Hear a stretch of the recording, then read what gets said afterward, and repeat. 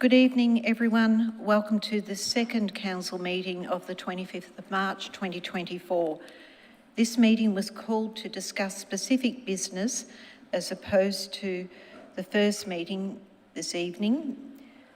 This is part of an annual schedule of council meetings. My name is Councillor Lisa Hollingsworth, the Mayor of Boroondara, and I chair this meeting.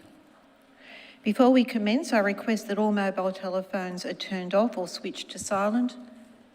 Thank you. The council meeting is being live streamed on the council website, so you can watch proceedings of the meeting, council deliberations and voting. This meeting will also be recorded and made available on the council website as soon as practicable after the meeting. I will start by introducing my fellow councillors.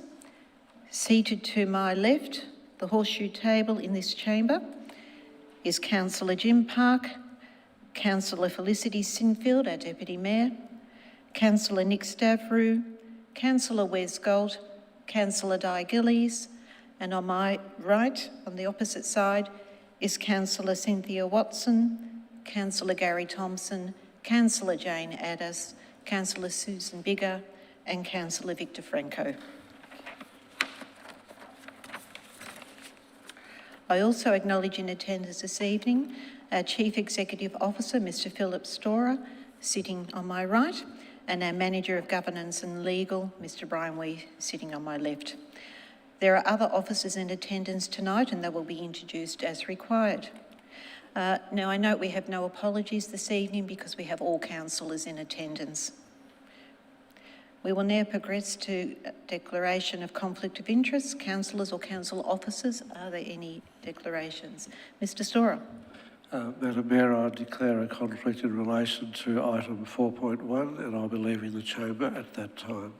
Thank you, Mr Storer. I see no other lights on. We will now progress to the agenda. Item 3, presentation of officer reports. Item 3.1, Kew Library redevelopment, and this item will be introduced by, I assume, our Director of Community Development, Ms Kate McCaughey, and we also have Daniel Freer, Director of Urban Places and Spaces. Kate, you will be beginning. Thank you. Please proceed with your presentation. Thank you, and through you, Mayor. This report presents recent work to deliver on Action 3.1 of the Boroondara Library Services Plan 2020 to 2025 to redevelop the Kew Library for, quote, contemporary and integrated library experiences. The Kew Library will be the fourth library council has redeveloped, and over the past few years, considerable work has been undertaken on the project. Key elements of this work are encapsulated in the draft Kew Library Redevelopment Vision and Design Brief presented to you for endorsement tonight as Attachment 2. The report also presents the 2023 consultation feedback, which identifies a high level of community support for the draft vision. That's Attachment 1. The project proposes demolition of the Kew Library building and creation of a new fit-for-purpose library, including space for library collections, community meeting rooms, quiet study areas, flexible multi-purpose programming for events and performances, a community kitchen, significant outdoor decking, windows and entrances which are integrated with the surrounding precinct. Cicero, the brilliant Roman statesman, scholar and writer, once wrote that if you have a library and a garden, you have everything you need. And although written some 2,000 years ago, this concept in many ways encapsulates the unique opportunity for the municipality presented by this project, and that is to capture the library's exceptional location between the Alexandra Gardens and Petrie Square and to allow indoor and outdoor programming across these spaces, something which the existing library cannot do in its current design and configuration. A new indoor-outdoor library presents a significant opportunity for outdoor programming, and researchers found that people who use the outdoor environment for physical activity at least once per week have about half the risk of poor mental health compared with those who do not. And this is important as the 2021 census identified mental health was only second to asthma as a long-term health condition in both Kew and Boroondara. Designed as a hall in the 1960s, the current library is literally fortress-like with a large floor plate and minimal external facing windows and entrances. Much of its interior spaces are dark and require artificial lighting year-round. In short, it's the opposite of what you design for a modern, future-proof library. Plus 94% of 2023 community consultation respondents identified good lighting and circulation as being important. Council has allocated $20.647 million in its long-term financial strategy towards this project. And so for this level of investment, we want to achieve real outcomes and community benefit. And these outcomes are really in the area of community wellbeing and connection. And libraries are a major way in which we can achieve these outcomes. Last financial year, Boroondara Libraries welcomed nearly 800,000 visitors, some 28,000 people participated in library programs, and we had 33,000 active library members. In addition, we know that library visitation and usage increases after redevelopment, and these trends are sustained. For example, within 3 months of Canberra Library moving to its current location, loans increased by 59% and visits jumped by 178%. And these figures illustrate how libraries are no longer just about books and buildings. They have evolved as active and thriving community hubs, combining literature, technology, heritage, culture, the arts, and perhaps most importantly, social connection.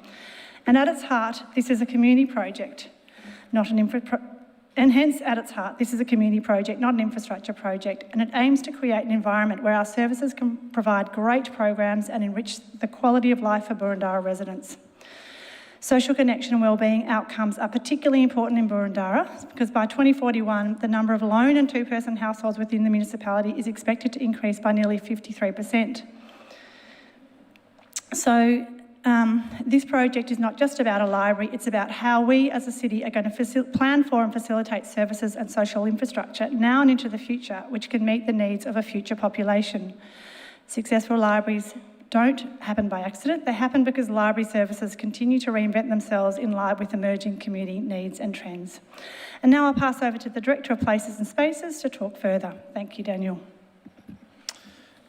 Thank you.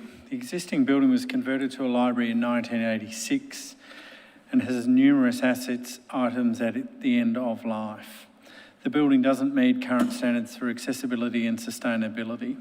Council strives to achieve a high level of compliance through its public buildings, and the construction of a new building for the Kew Library enables us to achieve this.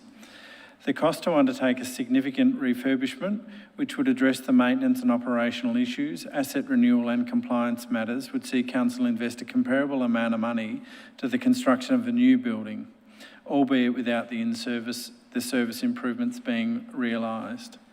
The existing building has poor energy efficiency rating and limited climate resiliency. The opportunity to start again with a new building will allow Council to demonstrate its commitment to and leadership in sustainability and the built environment. The new building would include double glazing, energy efficient plant and equipment, improved insulation and the removal of gas to the site, which is currently used for heating boilers. There are many parts of the building that require upgrading, including the sewer, as we can continue to experience blockages in the public amenities, water leaks with poor roof design and drainage, heating and cooling issues with end-of-life mechanical systems. These items are difficult to rectify in isolation as they are embedded in the building footprint and would require significant works to replace or upgrade and the delivery of the library function. The existing building has poor accessibility both in the built form and the way it is utilised. Access to all floor areas is not provided and the clearances around doors and corridors aren't provided. As well as the layout of the shelves at a height that restricts users' access to these. The layout can't be altered, however, as the main lighting for the library is attached to the shelves and any alteration of this would be costly. As Ms McCaughey has referred to earlier, Council has allocated $20.647 million in its long-term financial strategy towards the Kew Library redevelopment over multiple financial years. As this project is only at the pre-design phase, the total project cost has been estimated as the best available information and undertaken by a quantity surveyor. This report proposes escalation factor of 10% to account for increases in construction costs since the original long-term financial strategy allocation, and which would allow for a multi-year lapse of time prior to construction and tendering. It is important to note that the longer Council takes to reach resolution for the future of the Council Library, the more expensive the redevelopment will also cost. Council may be forced with making decisions on renewal of assets in the short term if a decision continues to be paused. Should there be support for the officer recommendation tonight, a shortlisted number of architects will be engaged to provide a response to the vision and design brief, with an evaluation to be conducted in June and July and an award soon after. Thank you. Thank you, Mr. Spear. And so in conclusion, the draft vision and design brief presents significant opportunities for the Boroondara community, and the recommendations are as read. Thank you, Ms McCaughey, and thank you, Mr Freer. Councillors, are there any questions for the officers? Councillor Thompson. Thanks through you, Madam Mayor, to the officers. Do officers have a view as to a percentage of replacement cost where the retention of the Kew Library would become viable?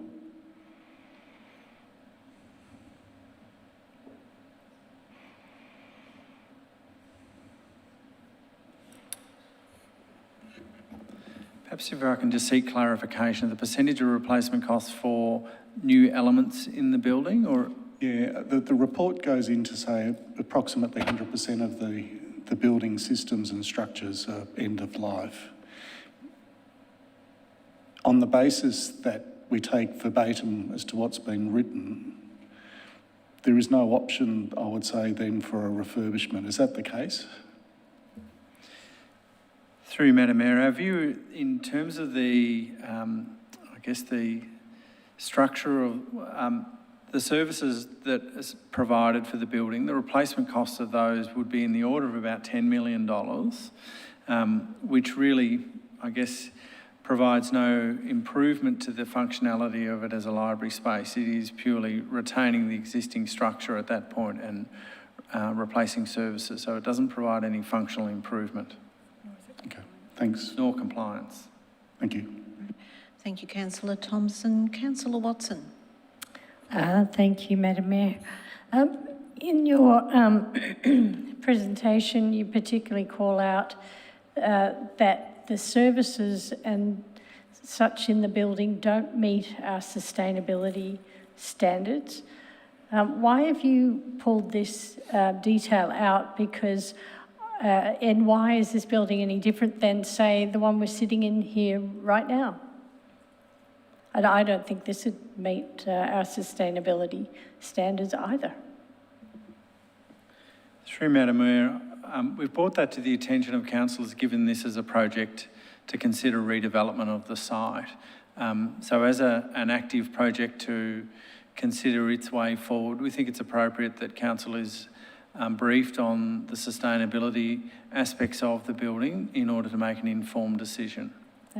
So you're not proposing that we pull down every building that doesn't meet our sustainability standards. You just put this as an idea for our consideration.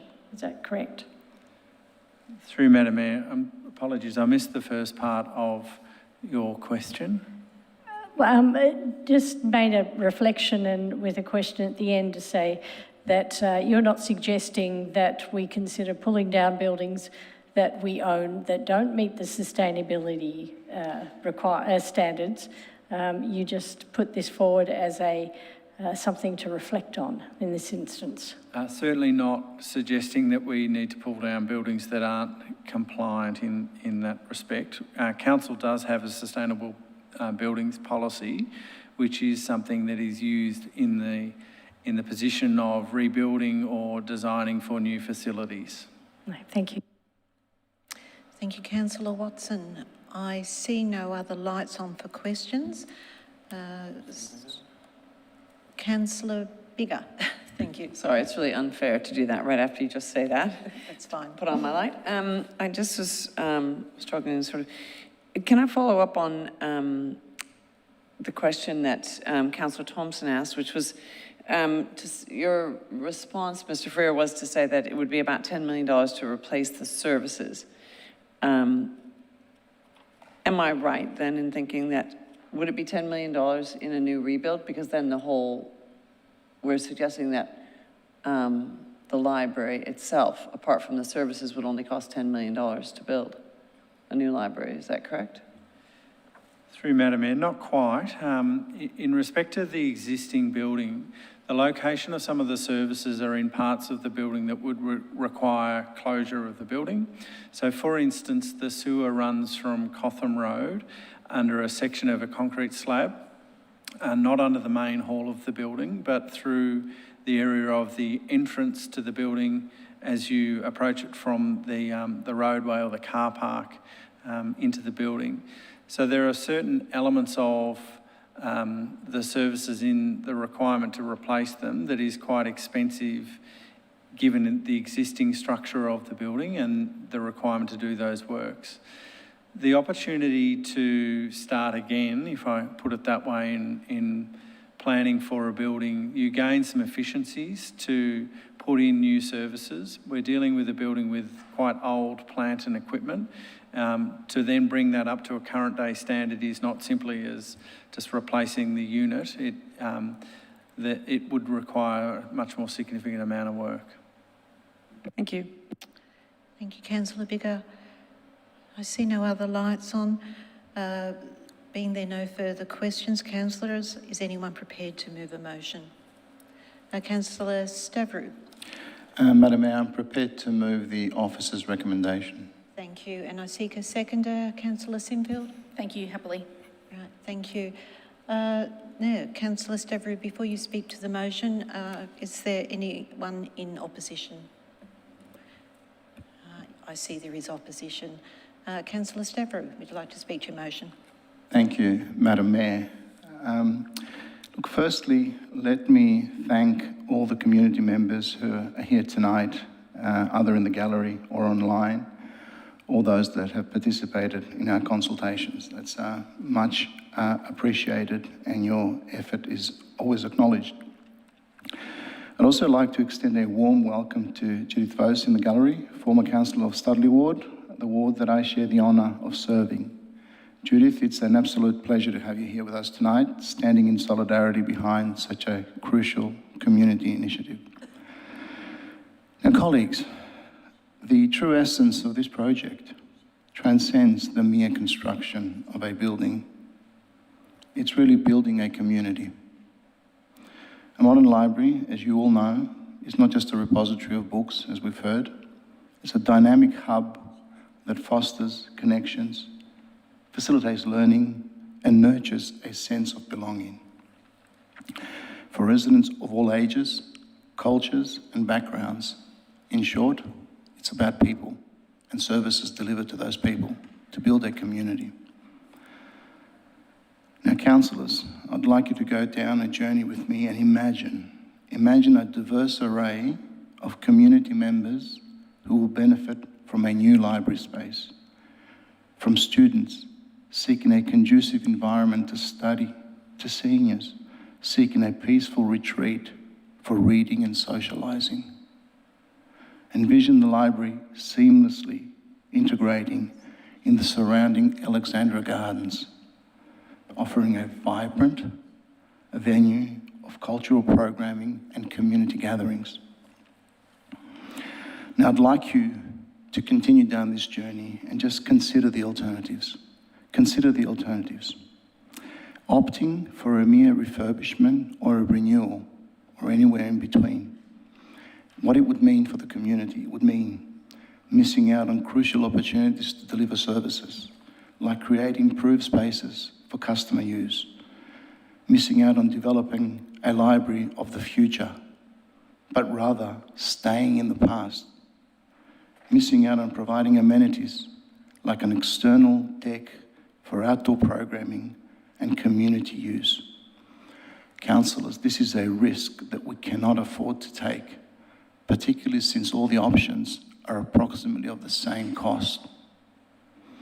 As you can see, I'm really passionate about this project, and it's not because, before anybody says it, that it is in my ward, because after the reallocation by the VEC, it may well be in Councillor Gould's ward. But I will still be for this option. I will still be for it, because I firmly believe in its transformative potential. Through my conversations with community members, I have witnessed their unwavering support and profound understanding for the vision. Our community gets it. Our community is way ahead of us in terms of knowing what that library can be and what a vision for the future we could put in that particular location. Their insights have been both enlightening and inspiring, reaffirming my conviction that this project is truly aligned with the needs and aspirations of our community. Furthermore, our prudent financial management has positioned us in a very favourable position to pursue the project without compromising our fiscal integrity. By reallocating resources strategically, we have ensured that allocating budget aligns with our goals of delivering a library that the community has patiently waited for more than 2 decades. For more than 2 decades. How many more children will miss out on a library? How many seniors are not going to have the opportunity to connect? And in closing, my fellow councillors, I'd like to commend the officer's recommendation to you as a testament to our community's vision, our commitment to sustainability, our dedication to fostering inclusive spaces for all, and critically, this is critical, critically levelling the playing field for educational and social outcomes in our community. If we care about the future, if we care about social housing, we need to make sure that social outcomes are levelled. As someone who migrated to Australia just before year 12, I understand how important libraries are for levelling the playing field. I get it. So let us seize the opportunity to support a project that will undoubtedly leave a lasting community impact for generations to come. For generations to come. Thank you, Madam Mayor, and thank you, colleagues, for your indulgence. I also thank the officers for producing a fantastic report, exceptional quality, supporting me as chair of the Kew Library Steering Committee, and I also thank my colleagues on the steering committee for your remarkable contributions. Councillors Gold, Park, and Councillor Sinfield, our Deputy Mayor. Thank you, Mayor. Thank you, Councillor Stavrou. Right on time. Thank you very much. Councillor Sinfield, as the seconder, do you wish to speak now or reserve your right? I'll reserve, thank you. Thank you. Councillors, is there anyone else that wishes to speak? I see no lights. Oh, Councillor Adders. Look, I feel I need to say something because I'm not at all sure I'm going to support this. And it's not because I question any of the statements about how important libraries are. Undoubtedly, that's the case. And we do have a library there, and I acknowledge it could be better, perhaps should be. But at this stage, everything we've been proposed just seems inadequate to me and has too many shortcomings. And we're already being told that there's a whole lot of things that aren't included in the proposal. So people are missing, well, will miss out with what's being proposed. So just to use an example, my understanding is Kew Historical Society is not included in this building, and should we want to include them, which I would, I think historical societies should be within their own community, then we're being told, I understand, that something will have to be taken out. Or, no doubt, the budget will go up, and we've had pretty significant experiences of endless acceleration of budgets and where it leaves us. So I'm just not convinced that we're in the right place with this. I'm not convinced of the budget allocation. I'm not convinced by the design we've seen. So I'm really struggling to support something that doesn't work for me. Thank you, Councillor Adders. I just wanted to mention a point of clarification with regard to the Kew Historical Society. So at this stage, I'll just ask for Ms McCaughey to clarify. Thank you, Mayor. So at this stage, the draft vision and design brief talks about being able to accommodate the Kew Historical Society. The current floor plan of the library the current building is about 1,800 square metres. The proposed rebuild is around 1,600. That would just mean some of that floor plan would be allocated to the Kew Historical Society, and we could still design a fabulous library within that floor print. Thank you, Ms. Can I just say something else then? I mean, I think that's what I said, that should we want to fit them in, it will mean something else is taken out. Ms. McCaughey, if you want to clarify. Thank you. I just say, Chair, a point of order. We are actually in debate. I think it's entirely inappropriate for you to be calling on officers to comment on something that a councillor said. Thank you, Councillor Park. I felt that Councillor Addis needed clarification, but I take your point. So, Councillor Addis, thank you. Your time is exhausted. Next councillor to speak is Councillor Gold. Thank you, Mayor. Look, I have to say, Councillor Stavro has presented a very good case tonight, very eloquently put. My feeling the whole way through it is, though, that almost all of the advantages put forward by the case that's just been extended could be achieved through renovation of the existing building. And I do thank the officers for all the work they've put in these areas, right down to fairly recently organising a special meeting with consultants, which was good to have, but by and large fairly unconclusive. The architect was not the architect we'll be going forward with. I still haven't seen any of this structural justification. The main building, I'm now beginning to believe there is no structural problems with it. It might be one of the side buildings, but I haven't received anything on that yet. Quite often argued is the fact that the New York Library is one of our guiding lights. But when you look at the New York Library, it's a standalone building beside a park.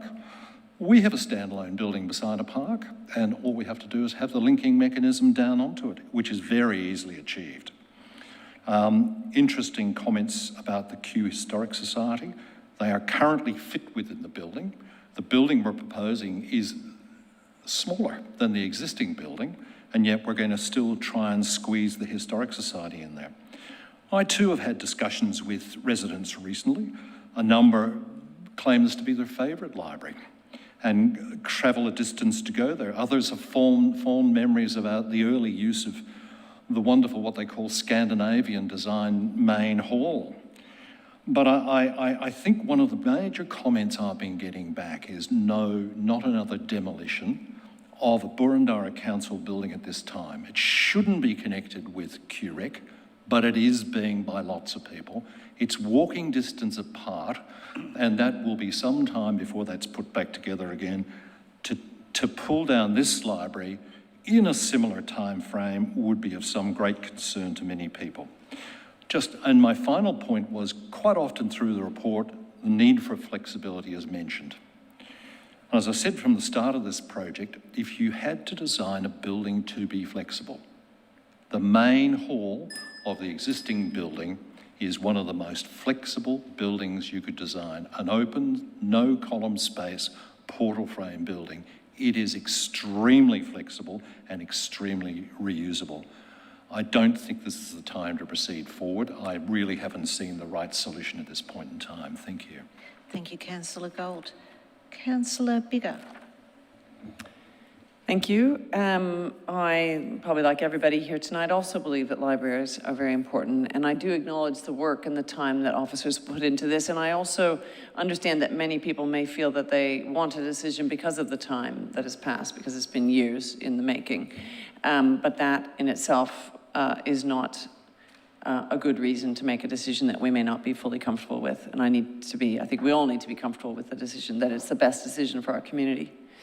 So for me, much of the feedback and much of the report focused on issues that are really important for a library and made very good points about what the community wants in a library. But didn't connect it to why that library has to be one that is knocked down and rebuilt. I just feel that's where the case has not been made adequately. I think when I look at the consultation, I mean, it's great, but I mean, of course, it's not surprising that the community wants quiet and peaceful spaces, or welcoming and accessible spaces, or light and comfortable and sustainable. I mean, that's what you want in a library. But I don't think we've seen that couldn't be part of a refurbishment. I mean, as Councillor Galt said, I have the same view and experience of New York Public Library, which is that that it's actually, you know, we could effectively do that tomorrow. You know, open the door, or maybe in the medium term make some decks and stairs and ramps. I mean, the connection to the park. There is it doesn't have to be a new building in order to achieve that. So I guess, I mean, I'm happy to see if that argument was made, if that case was made really strongly, but it just does not feel that this case has been made very strongly. I think the consultation in 2017 might have offered the community a demolition, but things have changed. COVID has happened. There are more concerns about, we haven't even talked about embodied emissions in this project. We're talking about it being a more sustainable building, but I think as Councillor Watson said, you know, there are many of our buildings are not perfectly sustainable right now, and we're not necessarily suggesting we knock them down. I think now is not the time for a new building. It may well be the time for a newly refurbished, newly envisioned library, but not, for me, I don't see this as being the vision we need right now. Thank you, Councillor Biggar. Councillor Thompson. Thanks, Madam Mayor. Look, up until Councillor Biggar's comments, I hadn't heard any compelling argument against what is up on the screen, because no one's put forward any alternative other than to kick the can into the next budget period, if not even longer. I'll remind councillors that this has been in our LTFS since 2020 when we first got elected, if not before. We did a lot of deliberations on it. We've got some really good feedback from our community. And I'd also suggest to say that if the officers are telling us that 100% of the building that's currently there is at end of life, we need to listen to that. The reason why we need to listen to that is we're going to end up making this decision at some point in time in the future. It's not going to get any better for us. Buildings don't just miraculously improve over their lifespan. They continue to deteriorate.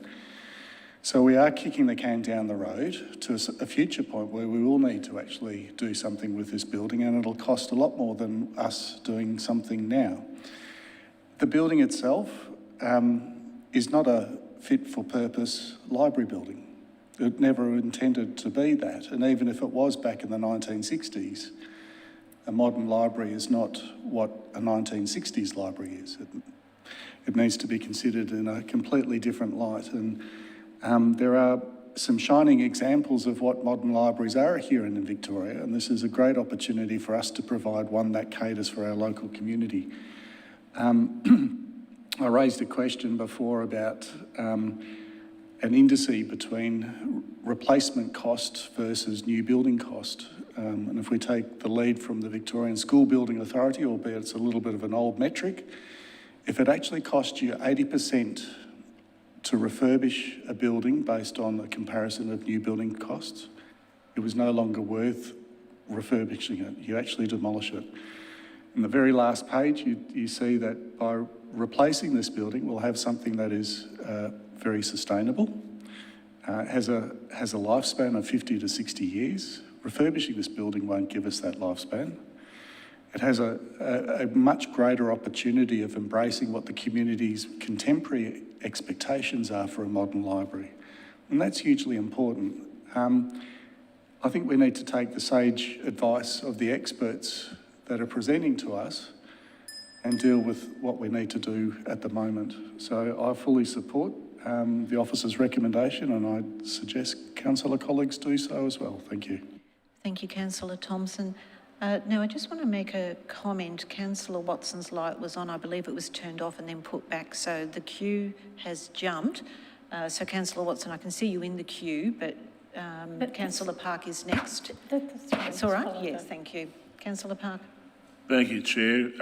Well, of the councillors to speak thus far, Councillor Thompson's the only one actually qualified and experienced to proffer a view, and I think that I won't restate what he's had to say in respect of the building and the fact that it's at the end of life, but I absolutely adopt the comments that he's made.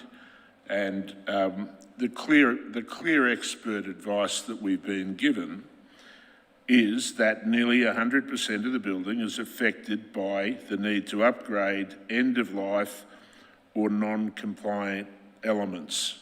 It's not ambiguous, it's clear advice. And in every library upgrade or refurbishment that we've done in the time that I've been on council, we've listened to expert advice. We haven't gone off on our own frolic. The endeavour to link this project with the Kew Recreation Centre is nothing more than an attempt to muddy the water. It's disingenuous and irrelevant. Might I remind councillors that this community that's served by this facility is one of the most heavily impacted by the North East Link project, and that project and the havoc that it will wreak upon that community is going to be responsible for paying to council millions of dollars in compensation, and that fact ought not to be lost.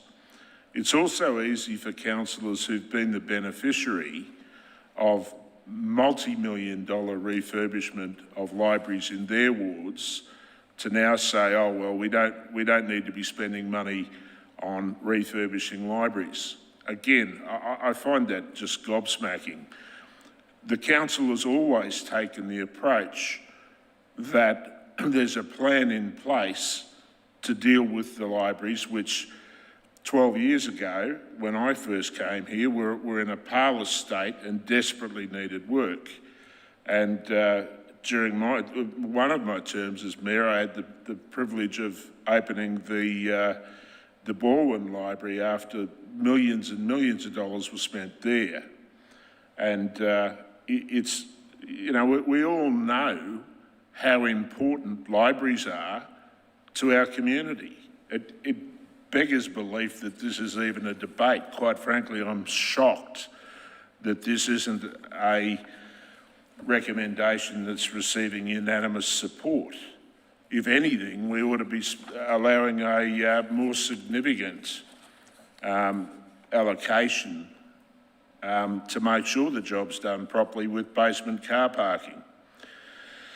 But as it stands now, I certainly support the motion, and I urge those who are opposed to seriously reconsider their position.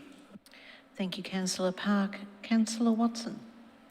Thank you. I'll try not to repeat what others have said, as we urge our community to do when they sit at the horseshoe table. We're sitting in a building right now that's over 100 years old, and nobody's saying that this is end of life, so I'm not convinced with the arguments about the building being old and no longer able to perform its function, and note some of the comments made by Councillor Galt. On a personal note, which is probably of no relevance here, I quite like the very open hall Scandinavian style space. I find it very attractive, but that's purely a personal opinion. In all the debate that we've had about this building, and I know that we're not necessarily debating this sort of idea tonight, but I've urged my colleagues and asked people to explore the notion of, why do we need to build a library? Why can we not rent 5 floors in an office building and fit it out for library and community spaces, and take the opportunity to expand the garden that the building is adjacent to? Because as population expands, the other type of public space that comes under a lot of pressure is our green spaces. So I'll just leave a few of those thoughts to roll around in your head. There's nothing I haven't already said before, but perhaps the community haven't heard me say it. I certainly do support libraries, but in this particular case, I like to perhaps draw on some of the remarks made by some of my colleagues that we may be able to do something quite wonderful with the space that we have. Thank you. Thank you, Councillor Watson. Councillor Gillies. Thank you, Chair. I have certainly had concerns with some of the identified desired features not being included in the current design brief, and therefore the potential for underutilising this opportunity. However, I recognise that this is a pre-design stage and we're looking to go to design development. So at the moment we don't have a plan. We haven't seen what could be accommodated with some clever design, which I'm sure we'll be looking for clever design. As current chair of the Burundara Disability Advisory Committee, I also feel quite strongly that it would be somewhat duplicitous of me to not support a DDA compliant building that is both environmentally sustainable design and fit for purpose, which can only be achieved, I believe, through a new structure. And I have struggled to be convinced that a new build was the right choice. But I will be supporting this motion. Thank you, Chair. Thank you, Councillor Gillies. Councillor Simfeld, I'm not sure if you want to speak now or Councillor Franco has his light on. So, as a second, did you want to speak now? I'm happy for Councillor Franco to speak first. All right, thank you. Councillor Franco. Thank you. I'm very supportive of libraries as well. I think everybody in the room is. At this point, though, I'm not going to support the proposal, and it's a difficult decision. I think many issues have been touched upon that make me come to this conclusion, even though I think Councillor Stavrou spoke very eloquently in support. And a lot of what Councillor Stavrou said, all of what he said, actually resonated with me. So it's not an easy decision. I do think it's a significant amount of money. It's tens of millions, and I don't think it's sufficiently visionary for what could be achieved. I am concerned about the timing, and I know Councillor Parker said it's duplicitous to raise QREC, but we've got the Q Recreation Centre in not a good state. It's a tens of millions dollar project down nearby, and that could potentially, we potentially face increased costs there. To go forward with another major multi-million-dollar project 6 months out from the election, it leaves me a little bit uneasy given that. And we've also had another major project in Hawthorn that we've approved. I think we've got to be conscious of the funds that are involved. I do know that we could potentially look at funding from the North East Link. Councillor Park referenced potential dollars that could come to council, but the impacts from the North East Link are primarily about open space and the opportunities for creating new open space. And one of the overwhelming drivers that we constantly hear from the community is that they want us to focus on creating new green open space and better quality open space. And we've all received complaints about the state of the gardens adjacent to the library at the moment. One option, and I know it's not considered, but I think it should have been considered and could still be considered in future, is the possibility of significantly increasing the size of the gardens there and looking at alternative approaches to providing a contemporary library in Kew that meets all the needs of the community. And I think that, I'm not saying that should happen, but I think that should be genuinely an option that is looked at. And I don't, that the fact that that hasn't been put to the community disheartens me. I also think for what it's worth, the historical societies should be located where they are based, and I'd like to see a Kew Historical Society located with the Kew Library.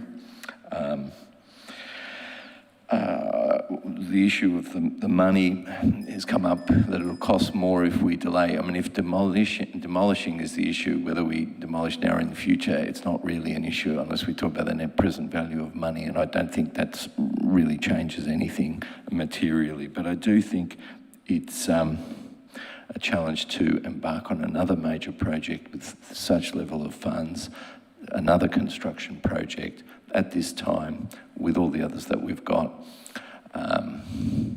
And it's also staff resources, staff focus, elected councillor focus on this at the expense of potentially other initiatives at this point. But I do recognise we need a library that meets contemporary needs there. Could you wrap up, please, Councillor Franco? Thank you. I'll end it there. Thank you. Thank you very much. Councillor Sinfield, before you speak as the seconder, I just wanted to also have a very brief comment, if I may, with everyone's indulgence. I was also unresolved, like many of you, last time this subject was discussed, but I've since had a very thorough inspection of the building and an on-site briefing, and listening to the officers' presentations tonight and hearing Councillor Thompson as an expert architect speak, I'm no longer unresolved, so I will be voting accordingly. Councillor Sinfield. Thank you, Madam Mayor. The provision of libraries is core business. This is our remit. This is what we're here to do. We're here to provide services and buildings and facilities for our community to enjoy and to inspire them. Now, this Kew Library project was one of the first projects I was briefed on after my election in 2016.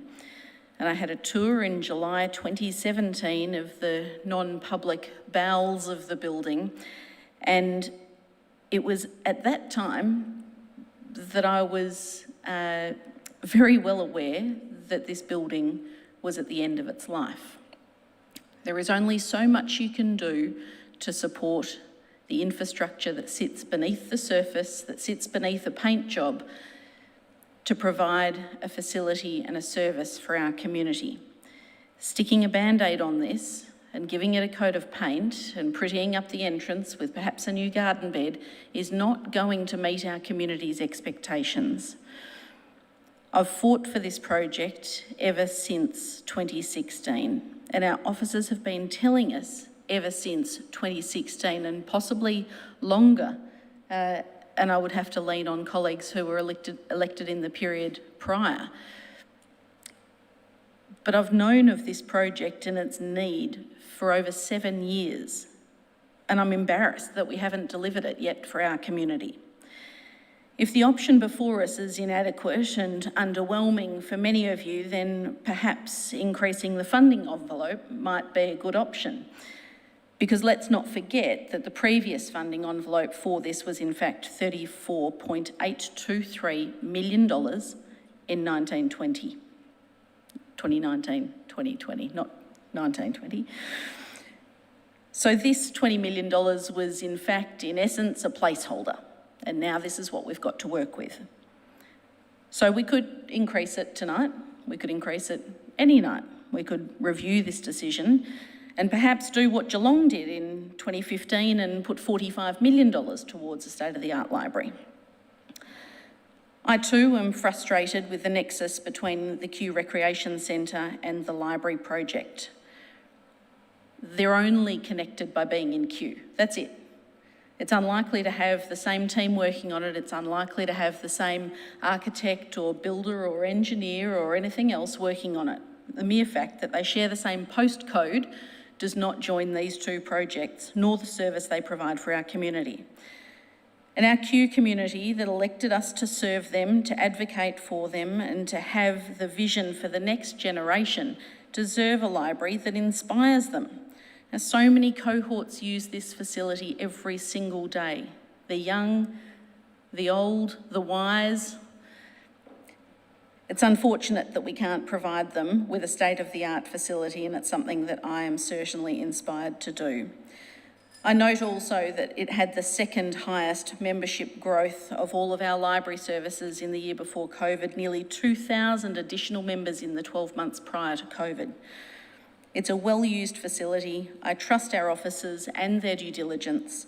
I support this project, and I consider those of you who are either on the fence or opposed to this project to have an open mind and to think of the vision that you can provide for our community and provide them with the benefits of well-being, of bringing the outdoors in and the indoors out in delivering an inspiring project.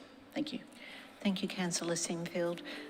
Councillors, before we now put the motion, Councillor Stavrou, as the mover of the motion, would you like to say a few words? Thank you, Madam Mayor. I won't keep you long. I'll just wrap up at this stage.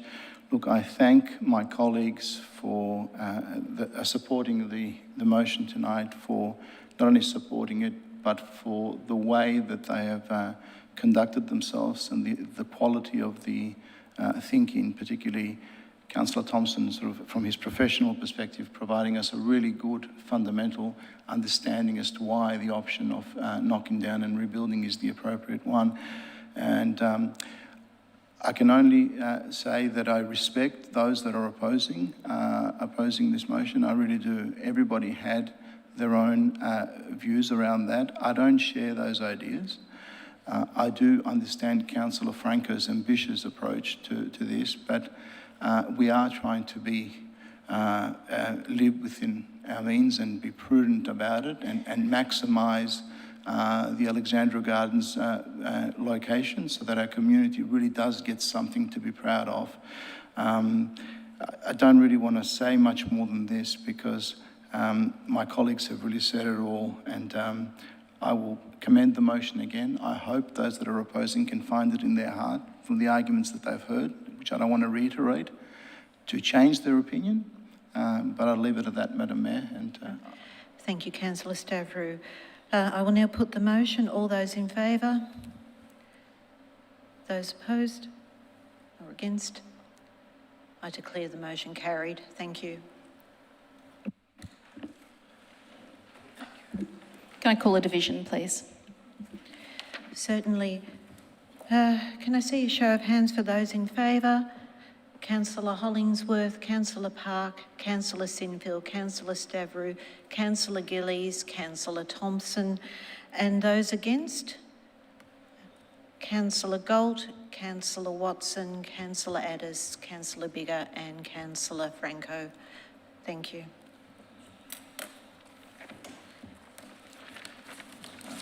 another small break now. Councillors, there is now one item of confidential business. So we will now need to proceed to close the meeting to the public. Could I please ask a motion be put to close the council meeting to the public?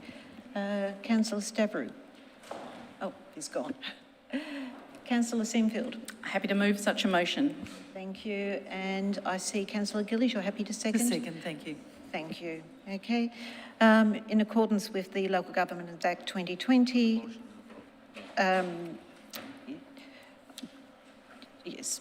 Sorry, just before I go to the vote, I just want to explain that this is a contractual matter. This agenda is confidential information for the purpose of section 0.31 of the Local Government Act because of personal information being sought, which if released could result in unreasonable disclosure of information of any person or their personal affairs. So Council, can I have that motion put to the vote, please? Those in favour?